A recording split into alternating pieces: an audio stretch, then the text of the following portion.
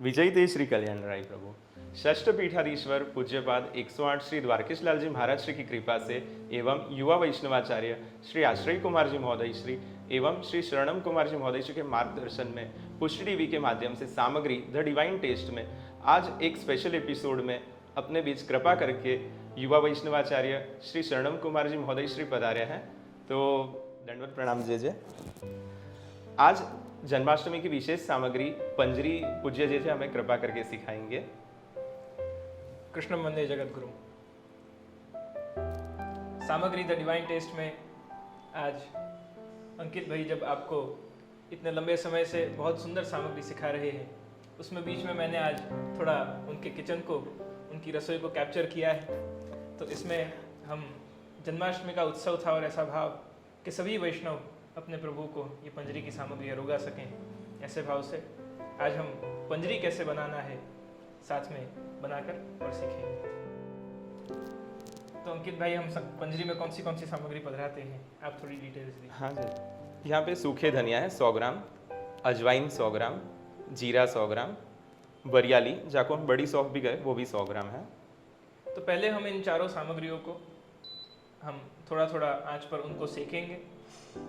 सेकने के बाद उनका हम पाउडर बनाएंगे और उसके बाद उसे हम पंजरी में मिक्स करेंगे।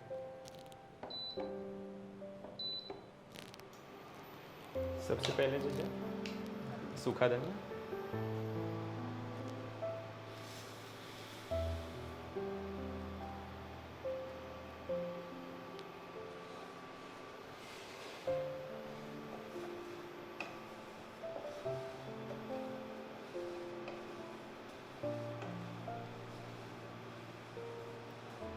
अंदाज से कितना भूनना है हमें? थोड़ी सी लालास आ जाए इसमें और इसमें थोड़ी शामता लालास जैसी आए तब तक इसे हमें सीखना है। अच्छा, मध्यम आंच रखनी है या धीमी आंच? धीमी आंच रखें तो उससे उसकी सामग्री की सुंदरता अच्छी बैठती है।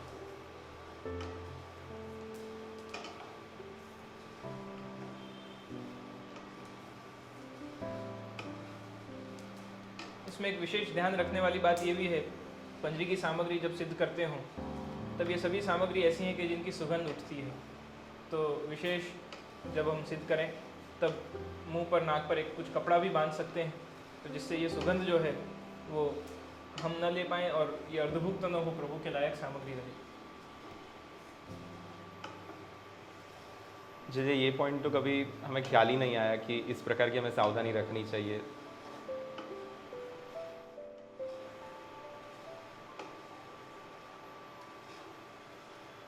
अब ये लगभग होने को आई है। अब जैसे हम देख सकते हैं कि ये थोड़ी लाल हो चुकी है, अब इसे हम आंच से उतार कर और फिर दूसरी सामग्री को हम सेकेंगे। अब जैसे कौन सी सामग्री बदलाएंगे? अब वरियाली सेकेंगे।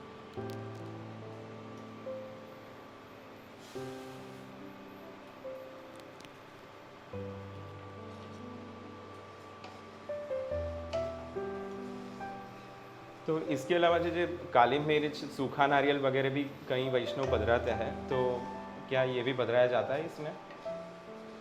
अलग अलग घरों की अलग रीत हो सकती है, परंतु मूलतः ये 5 ही पधराए जाते हैं। सूंठ और ये चारों जो तेजाने हैं, जो जीरे हैं, उनको पधराया जाता है।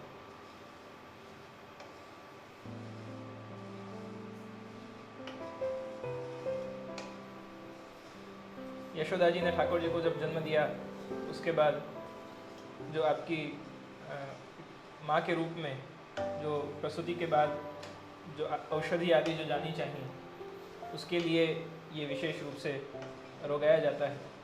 और ऐसा भी इसमें विशेष क्रम रहता है कि प्रभु अरोग लें, उसके बाद नंद महोत्सव से पूर्व यशोदा जी को भी सभी वल्लभकुल बालक आदि एक साथ बहू बेटी जी जनाना यशोदा जी को पंजरी अरोगाते हैं। हम वर्षों से पंजरी तो अरोगाते, लेकिन ये भाव हमें कभी पता ही नहीं था कि पंजरी का ये भाव है। ये सभी हल्के हल्के गुलाबी हो जाएं तब तक हमें इन्हें सेकना है। इस सामग्री की सुंदरता वैसे तो जब आँच के ऊपर यानी कोलसो या लकड़ी के ऊपर इसको किया जाए और उसमें भी माटी के पात्र में अगर इसे सेका जाए तो और सुंदरता आती है।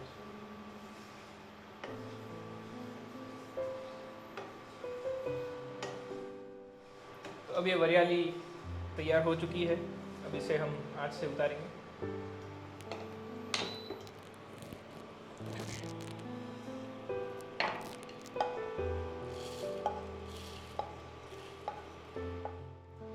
अब जे जे कौन सी सामग्री आगे लेंगे हम? अब हम जीरा अच्छा, बनाएंगे।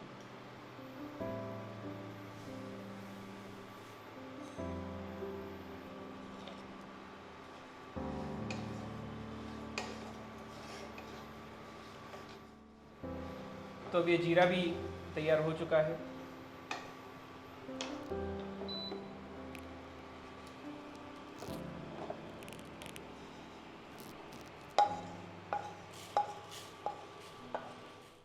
तो अब हम अजवाइन बनाएंगे अगला।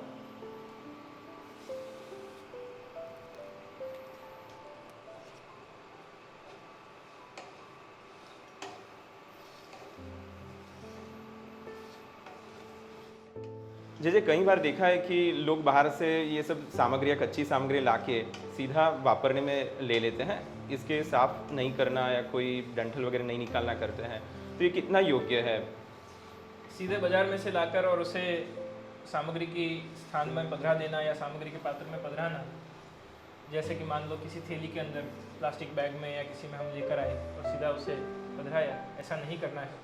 पहले उसको किसी अन्य पात्र में खाली करके उसमें कुछ है नहीं, कोई कचरा नहीं हो, कोई चीज़ ऐसी जो प्रभु के मुख में जाए और प्रभु को श्रम हो, वो सब चीज़ का ध्यान रख के सामग्री को एक बार, सीधे सामान को एक बार अन्य पात्र में खाली करके और फिर ही हमें जिस पात्र में हम सामग्री सिद्ध करने वाले हों उसमें पधराना चाहिए।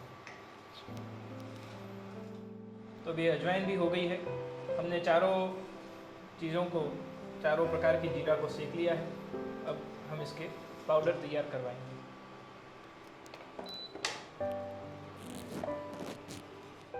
तो जे हमने यहाँ पे ये वरियाली पीस ली है, अजवाइन, जीरा पाउडर और सूखा धनिया ये पीस लिया है। तो अब हम आगे क्या प्रोसेस करेंगे? ये सभी चीज़ हमने 100 ग्राम पीस ली है। तो अब जब हम इसको मिलाएंगे तो सबसे पहले हम सौंठ पाउडर इसमें पधराएंगे। तो एक स्वच्छ पात्र लेकर और उसमें सौंठ पाउडर पधराना है। सौंठ पाउडर हम 200 ग्राम के आसपास पधराएंगे।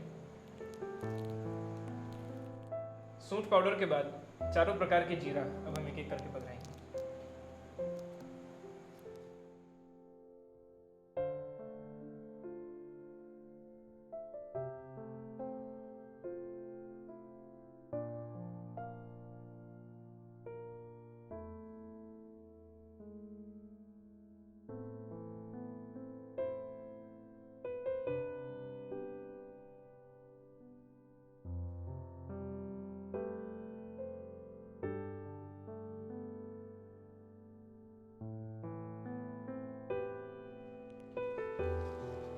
ये चारों प्रकार के जीरा पधरा कर और फिर हम इसे थोड़ा सा मिला लेंगे।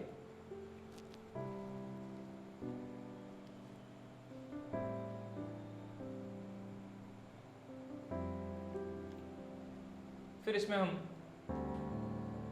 जितनी सौंठ पधराई है उससे डबल मात्रा में हम पिसा हुआ बूरा इसमें पधराएंगे।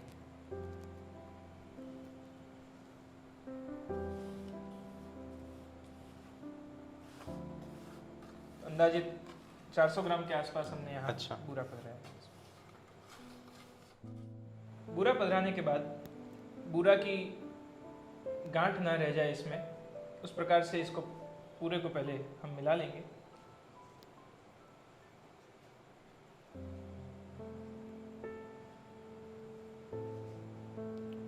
जैसे वैष्णवन को बहुत भ्रांति है कि जो पंजरी है वो अनसकड़ी में आती है या दूधगर में आती है, तो इसका जो क्या समाधान है? पंजरी की सामग्री जो है वो दूधगर में आती है। अच्छा। तो अब हमने इसमें बिल्कुल भी बूरा की गांठ न रहे ऐसे हमने इसको मिक्स कर लिया है। अब बीच में थोड़ी सी जगह करके और फिर हम इसमें घी को पहले से गर्म करके रखेंगे।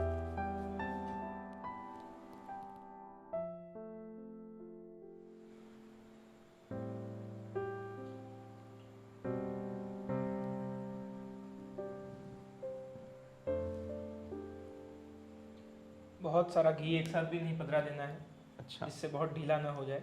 थोड़ा थोड़ा करके मिलाते जाएंगे और घी पधराते जाएंगे आवश्यकता अनुसार। अच्छा।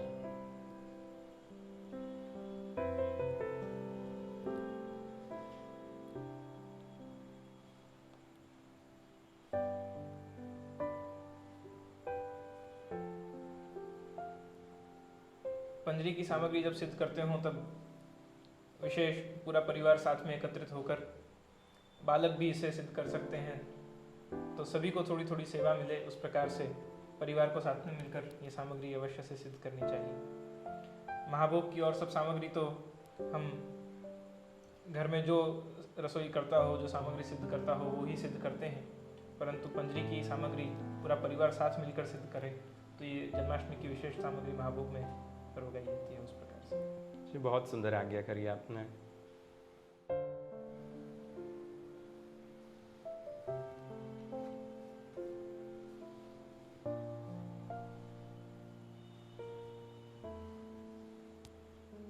जी जी, आपके द्वारा नित्य जो रात्रि सत्संग जूम पे होता है उसमें बहुत आनंद आता है। बहुत सारी नई नई चीज़ जो अपने मार्ग की है वो जानने मिलती है।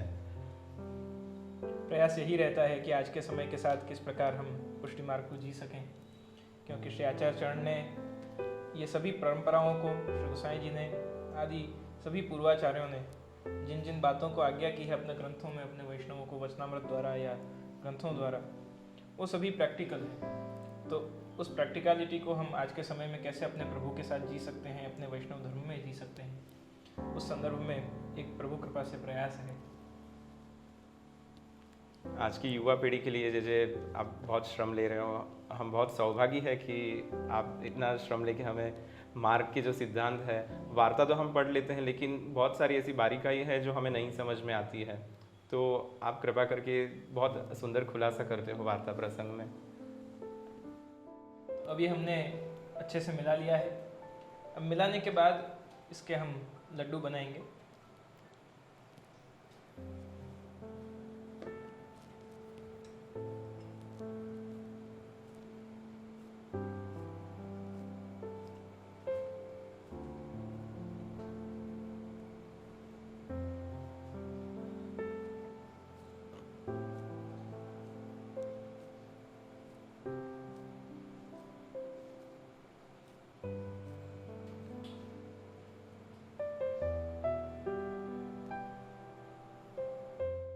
तो जे पंजरी की सामग्री प्रभु को जन्माष्टमी के अलावा कौन कौन से उत्सव पे अरोगाई जाती है? विशेष जन्माष्टमी के दिन ही प्रभु महाभोग के समय अरोगते हैं ये सामग्री, और जन्माष्टमी से प्रारंभ होकर वामन जयंती के दिन उत्सव भोग तक प्रभु को ये सामग्री अरोगाई जाती है। नित्य ही पलना के समय प्रभु को ये सामग्री अरोगाई जाती है, और बहुत सब एक साथ नहीं, परंतु थोड़े थोड़े 2 या 4 नंग इस प्रकार की संख्या में प्रभु को अरोगाए जाते हैं, क्योंकि बालक हैं और ये गर्म चीज़ है तो ज़्यादा प्रभु के लिए भी ये सुखकारी है, उस विचार से ये इस प्रकार से अरोगाया जाता है। तो इस प्रकार हमने ये पंजरी के लड्डू प्रभु सुखार्थ जन्माष्टमी की विशेष सामग्री में महाभोग के समय की ये सामग्री हमने सिद्ध की है। तो आप सभी वैष्णव इस सामग्री को सिद्ध करके अपने अपने प्रियतम प्रभु को जन्माष्टमी के दिन, नंद महोत्सव की दिन ये विशेष सामग्री आप अंगीकार कराइए, परिवार साथ में मिलकर सिद्ध करिए, और आप सभी को ये सामग्री सिखाते हुए मुझे बहुत आनंद हो रहा है। जी, बहुत कृपा करके आपने आज ये सामग्री सिखाई। ऐसी आगे भी मैं विनती करूँ कि हम जैसे आधुनिक जीवों को आप कृपा करके इस प्रकार श्रृंगार के वीडियोज़, सामग्री के वीडियोज़ से प्रोत्साहित करें तो हमें पोषण मिलता रहेगा। ज़रूर से जैसी प्रभु प्रेरणा करेंगे, इच्छा करेंगे, तदनुसार वापस आपके साथ जुड़ते रहेंगे। और अंकित भाई वापस ऐसे ही आप सामग्रियाँ सबको सिखाते रहिए, ऐसे आपको आशीर्वाद के साथ आज के इस विशेष एपिसोड को हम यहाँ पूरा करते हैं। शुभम भवतु, कल्याणमस्तु।